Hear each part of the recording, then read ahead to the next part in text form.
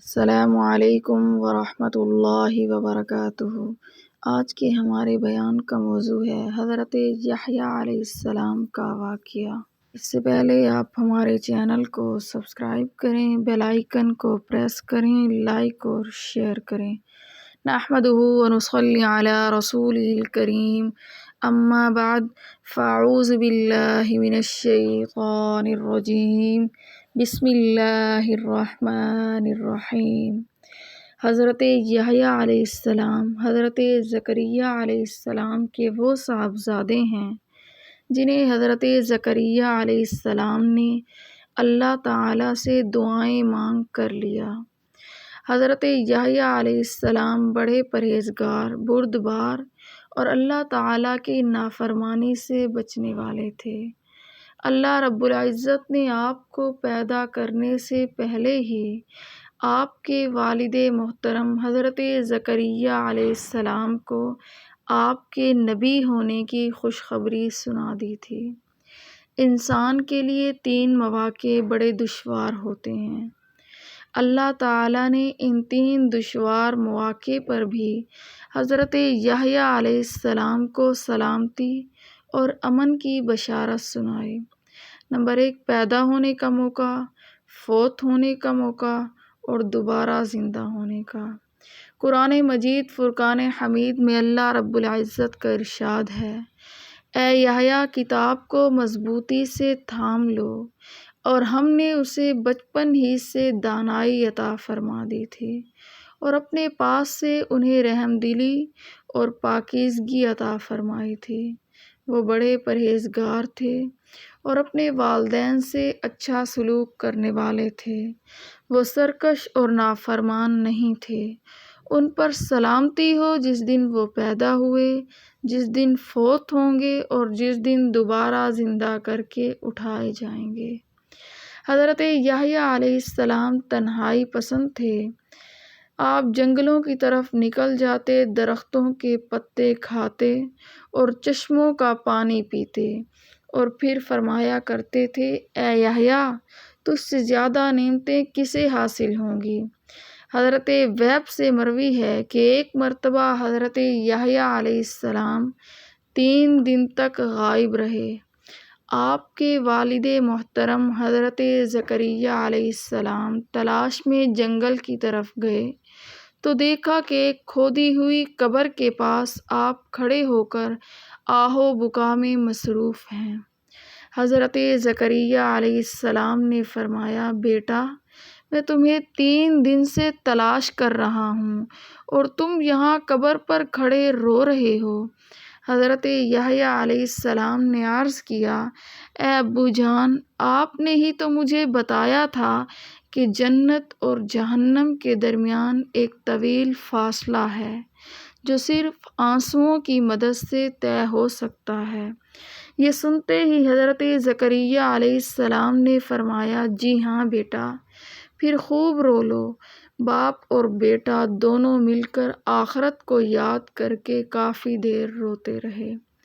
قرآن مجید فرقان حمید میں اللہ رب العزت کا ارشاد ہے، یہ لوگ حضرت زکریا علیہ السلام اور حضرت یحییٰ علیہ السلام کے نیک کاموں کی طرف جلدی کرتے تھے، ہمیں شوق اور خوف سے پکارتے تھے اور ہمارے سامنے عاجزی کرنے والے تھے۔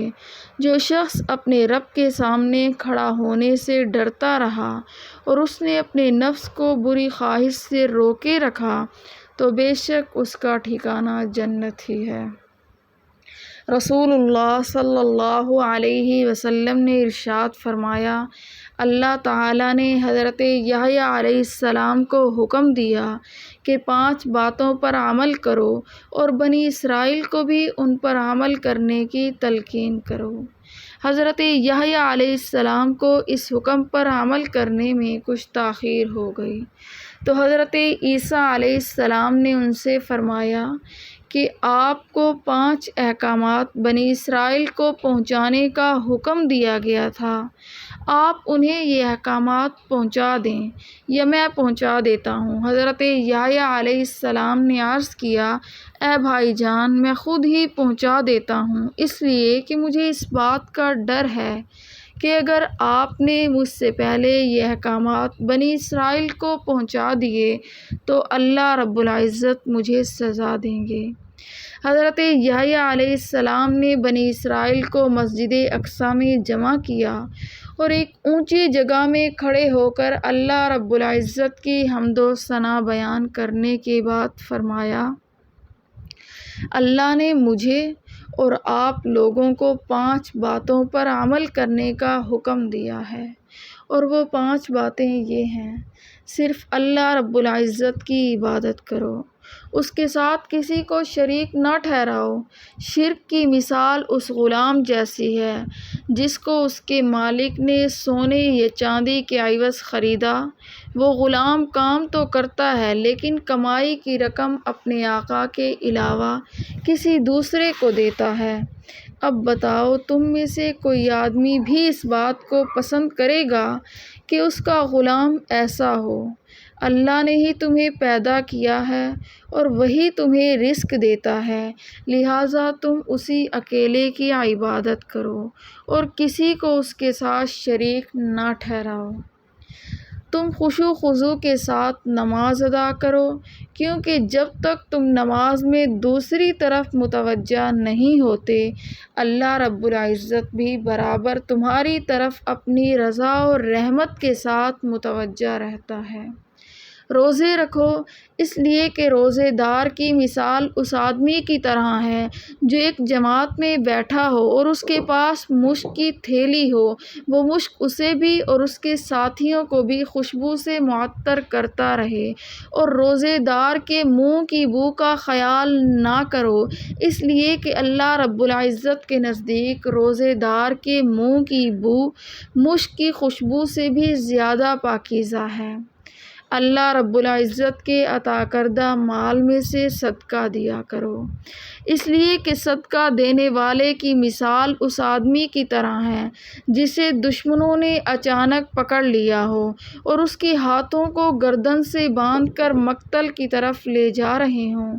وہ نا امیدی کی حالت میں یہ کہے، کیا یہ ممکن ہے کہ میں مال دے کر اپنی جان چھڑا لوں؟ پھر وہ اپنی کچھ چیزیں فدیے میں دے کر دشمنوں سے جان چھڑا لے۔ دن رات کثرت سے اللہ کا ذکر کیا کرو، اس لیے کہ ذکر کرنے والے آدمی کی مثال اس آدمی کی طرح ہے جس کا دشمن تیزی کے ساتھ پیچھا کر رہا ہو اور وہ آدمی بھاگ کر کسی مضبوط قلعے میں پناہ حاصل کر کے دشمن سے محفوظ ہو جائے۔ بلا شبہ انسان کے سب سے بڑے دشمن شیطان کے مقابلے میں ذکر الہی میں مشغول ہو جانا ایک قلعے میں محفوظ ہو جانے کی طرح ہے۔ معراج کے دوران رسول اللہ صلی اللہ علیہ وسلم کی دوسرے آسمان پر حضرت یحییٰ اور حضرت عیسیٰ علیہ السلام سے ملاقات ہوئی۔ آپ نے انہیں سلام کیا،